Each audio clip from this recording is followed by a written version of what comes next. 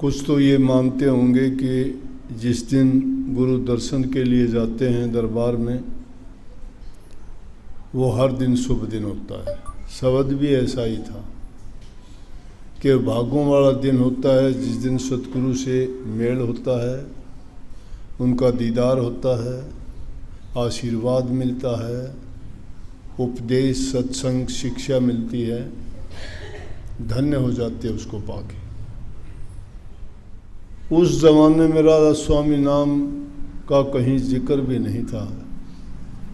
इस इलाके में कोई नाम लेने वाला ही नहीं था। इक्का दुक्का किसी ने लिया भी था नाम आगरा जाके, तो वो भी लुके छिपे अपने घर में ही बैठ के वाणी का पाठ करते थे या नाम का सुमरण अभ्यास करते रहे होंगे, परंतु इतने प्रगट नहीं थे। अरमान साहब ने भी जब नाम की दीक्षा ली, महर्षि शिवतलाल के सामने अर्ज की उन्होंने, क्योंकि नाम की दीक्षा देके उन्होंने भी आशीर्वाद दे दिया था कि जाओ तुम्हें हरियाणा का संत बना दिया और वहाँ जाके तुम राधा स्वामी मत का प्रचार करो, सोए हुए भटके हुए लोगों को जगाओ, संत मत की शिक्षा दे के उनके जीवन सत्र को ऊंचा उठाओ और आध्यात्मिकता के रास्ते पे चला के जीवों की मुक्ति का रास्ता दिखाओ। अरमान साहब ने सहज भाव से कहा कि वहाँ तो कोई एक भी आदमी ऐसा है नहीं, कैसे ये काम हो गए। बोला कि आपको घबराने की ज़रूरत नहीं है, मेरी ताकत आएगी और वो ताकत आएगी, आपको तो बराए नाम वहाँ करना है काम।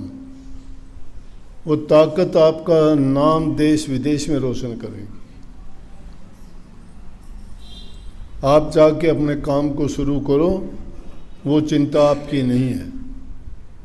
अरमान साहब आए, हजूर ताराचंद जी महाराज इधर उधर नाम की तलाश में बहुत घूमते रहे, लेकिन दो बात हैं,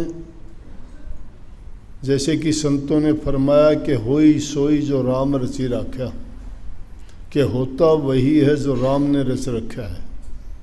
इंसान को समझ नहीं है उसने क्या रच रखा है। संत बताते हैं कि जो उसने रच रखा है, जो होता है उसमें खुश रहो, वो उसका रचा हुआ है। जो होता है उसमें तुम टांग अड़ाते हो, तर्क वितर्क करते हो, अपनी बुद्धि लड़ाते हो, वो तुम्हारी नादानी, नासमझी, बेवकूफ़ी, अज्ञान है वो, क्योंकि आपने मालिक की रज़ा को नहीं समझा।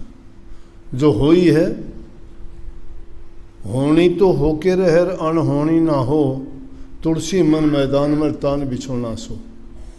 इंसान तो कुछ का कुछ चाहता है, लेकिन इंसान की सोची हुई बात तो नहीं होती ना, प्रभु की चेती हुई होती है। हम तो पता नहीं किसी को क्या का क्या बनाना चाहेंगे, लेकिन उसका कर्म उसको खींच लेगा। गंदगी का कीड़ा गंदगी में ही राजी रहता है, कोशिश करो।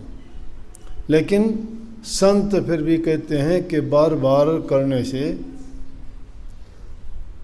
और भटके हुओं को याद दिलाने से कभी न कभी उसकी चेतनता जागती है, सद्बुद्धि आती है, तो जीव संवर जाता है। तो ये तो एक हम मेला ठेला समझते हैं, वो लोग तो इन बातों को भी उठा लेंगे जो सत्संग को जाने नहीं, समझे नहीं सत्संग क्या होता है। सत्संग को सिर्फ उन्होंने एक तमाशा मान लिया। सत्संग को जिन्होंने सत्संग की दृष्टि से जाना ना, वो तो इस वाणी की बात में ही आ गया कि भागों वाला दिन आए, दरबार में कब जाऊं या गुरु के दर्शन मुझे कब हों, उससे बड़ा दिन कोई नहीं है। ये एक गुरु भक्त की, ये एक सच्चे परमार्थी की जिसके दिल में लगन और विरह पक्की है, ये उन लोगों की वाणी है। और ये उन भक्तों के प्रति है जिनके दिल में विरह है, प्रेम है, जो अपने मालिक से मिलना चाहते हैं। और इस नश्वर संसार से जाना तो सभी को है, लेकिन एक नेक काम करके जाता है एक आदमी, ऐसे ही धूड़ फाक के जाता है। जो नेक काम करके जाता है उसको याद रखा जाता है, सदियों तक याद रखा है। उसके सिद्धांत जिंदा रहते हैं, उनकी शिक्षाएं अमर हो जाती हैं। लेकिन एक जाता है उल्टे सीधे कर्म करके, नाम तो शायद उसका भी लिया जाता होगा, लेकिन बुराई में। उनके लिए अच्छे शब्द नहीं निकल सकते, उनके बारे में कोई भला नहीं कह सकता।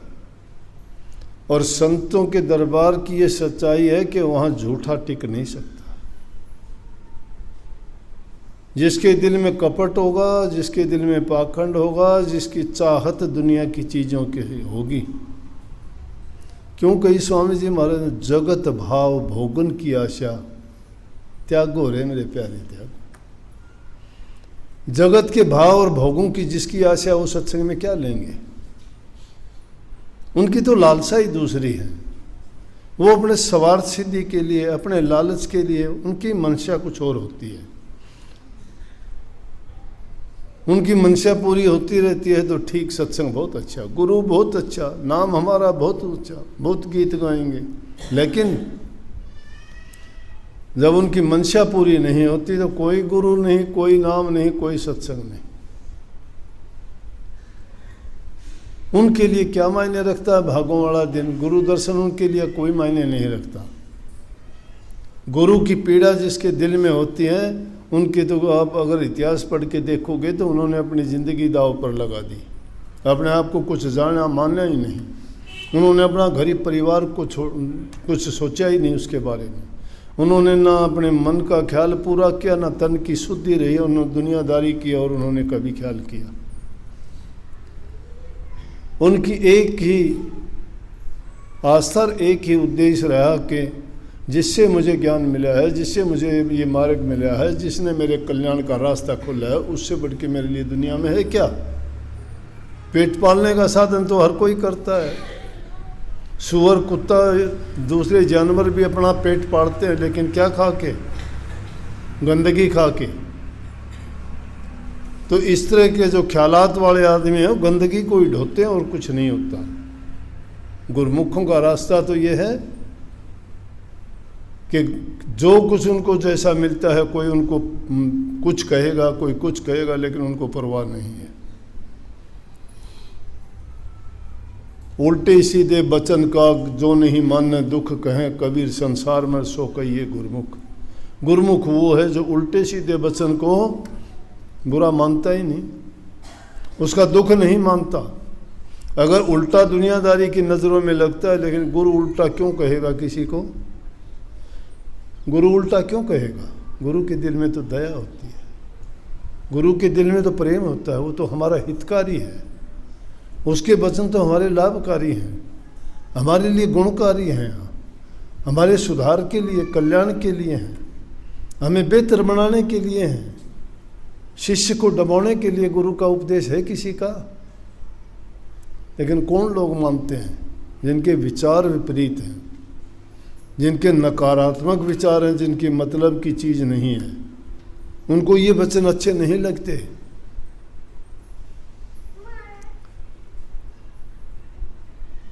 वो लोग तो सत्संग में आके भी लेकर जाते हैं, भाग जाते हैं। कैसे टिकेंगे? उनकी मतलब की बात नहीं है। और जो आया तो वो तो भुला देगा, सब कुछ भुला देगा। उससे तो अगर पूछ के देखोगे तो दुनिया एक तरफ और उसका गुरु, उसका धर्म एक तरफ है। धर्म के रास्ते पे चलना बड़ा कठिन है, इतना आसान रास्ता नहीं है। और ये इंसान क्या करता है उसकी प्रकृति दिखा देती है। जिसका गुरु से और सत्संग से प्रेम किसका होगा? जो भजन करता होगा, जो अभ्यास करता होगा, नाम का सुमन करता होगा, जिसकी शब्द की ओर सुरत सरकी नहीं, चली नहीं, उसको कैसे प्रेम, क्या समझेगा वो प्रेम को? उसका प्रेम दुनियादारी की चीज़ों से है। और गुरु हर प्रकार से शिष्य का हितकारी है। नहीं जानते लोग इसको, जानेंगे कैसे? किसी चीज़ को बिना चखे उसका गुण दूसरा बखान करता है, तुमने तो चख के देखी ही नहीं कैसी है वो। गुरु ने तुम्हें बता दी कि ये चीज़ ऐसी है, इसको खाओगे, इसको प्रयोग करोगे, इसको कमाई करोगे, तुम्हारा ये लाभ होगा, तुमने सुन ली उसको। गुरु ने उसको चख के देखा, तुमने चखने का प्रयास किया क्या?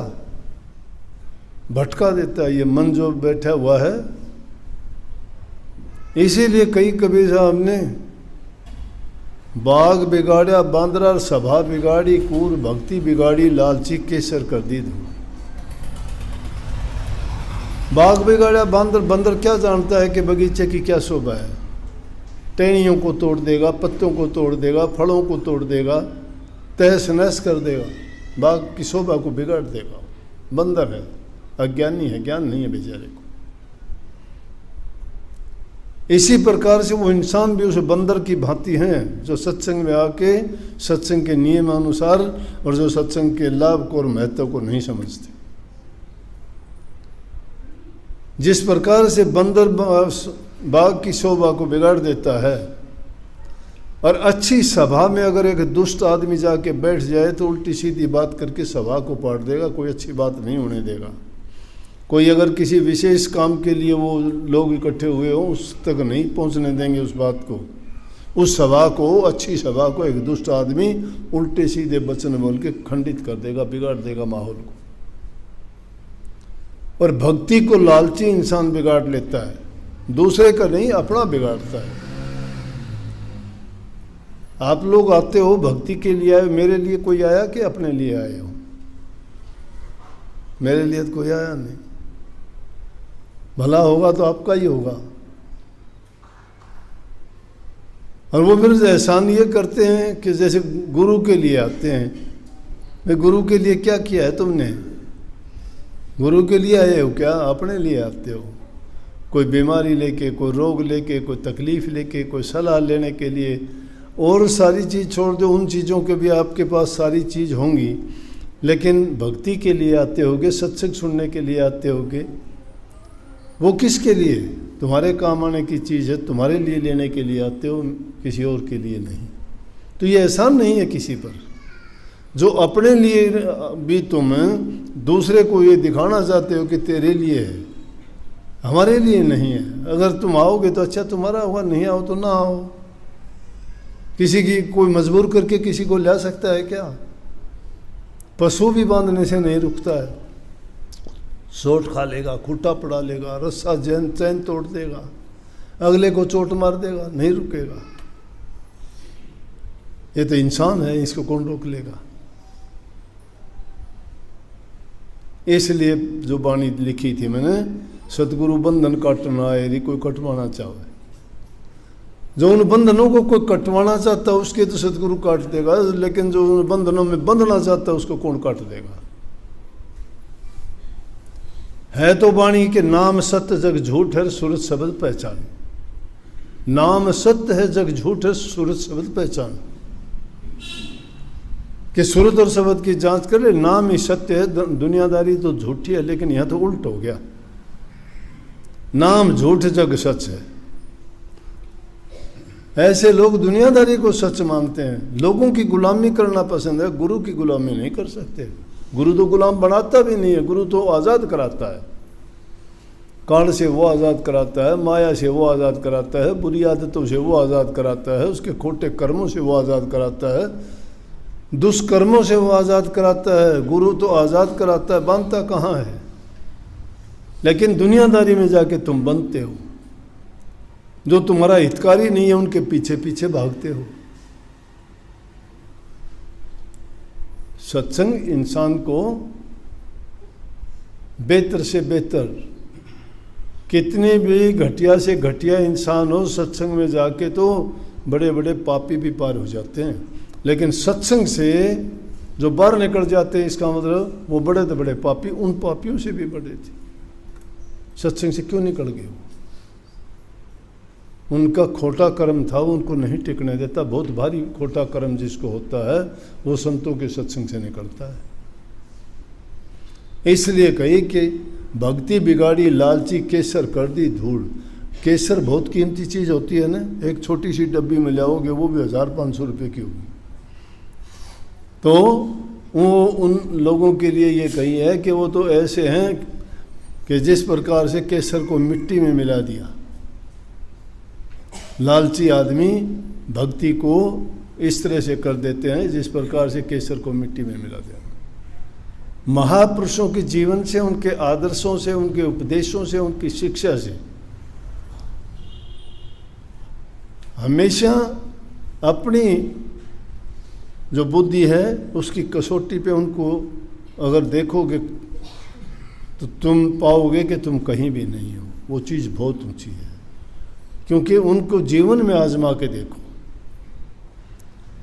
जहाँ कहीं भी तुम्हें कोई भी ज़रूरत पड़े उस वक्त में उनकी बात को याद करके देखना, वो हर वक्त में तुम्हारा साथ देगी और तुम्हें उसी समय वो शांति दे देगी। संतों का वचन हर काल में सत्य होता है, मिथ्या नहीं है। हर काल में सत्य होता है। मिथ्या हम होते हैं, हम इतवार नहीं करते, विश्वास नहीं करते, हमारी आस्था और श्रद्धा नहीं है। जिसकी पक्की श्रद्धा होती है, कितने लोग आके कहते हैं। अब देखो, एक लड़की थी, तुम सब देख रहे थे। मूर्खों की बात देखो, बेचारी की उसके हालात नहीं देखी, उस पर रोना आता है, तुम हंसे थे उस पर। अपनी अकल देखो, हंसने की कौन सी बात थी? वो अपनी बुद्धि में होती थी, ऐसी मूर्ख बात करती क्या? करती क्या? बाप था बेचारा और वो बेटी थी। तुम्हारी बेटी अगर ऐसी हो जाए तुम ऐसे खुश होगे क्या उसको देख के? शर्म आनी चाहिए। उसकी पीड़ा का अंदाजा नहीं लगा सकते तुम।